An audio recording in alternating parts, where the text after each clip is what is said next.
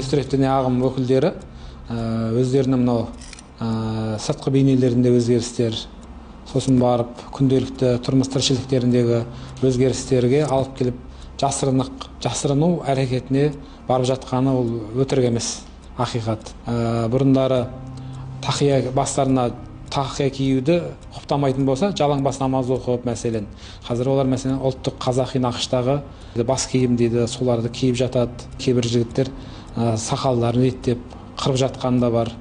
Бұның баршасы не үшін дегенде, ол кісілердің өздерінің мынау кәсіптері болуы мүмкін. Өзгердік деген секілді бейнесін таныту үшін сыртқы бейнелерін осылай келтіріп жатады. Бірақ сөйлесу барысында ақида мәселесі, сенім мәселелеріне болсын, фиқи мәселелерде болсын, немесе жаңағындай әртүрлі ұлттық құндылықтар мәселесіне келген кезде ол өздерінің ойынан қайтпағандығын сол жерде біз түсініп қалып жатамыз. Әнұраны қойып беріп жатсақ, ол жігіттер сіз не істеп тұрсыз, заңсыз әрекет жасап тұрсыз деп әнұранға деген құрметсіздік танытуы мүмкін. Тақия деген нәрсесі, жасырыну деген нәрсе, ол псевдосалафиттерде жасырыну олар дұрыс деп қабылдайды өздерін.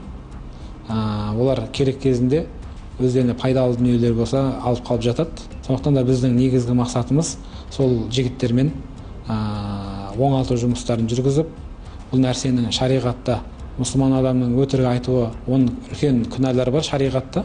Сол үлкен 10 күнәнің біреуіне кіретіндігін біз айтып жатамыз. Өздерінің мынау жұмыс әрекеттерін жасыру үшін өтірік айтуы, ол үлкен күнә екендігін айтып, бұл бағымнан бас тартып жатқандары да бар.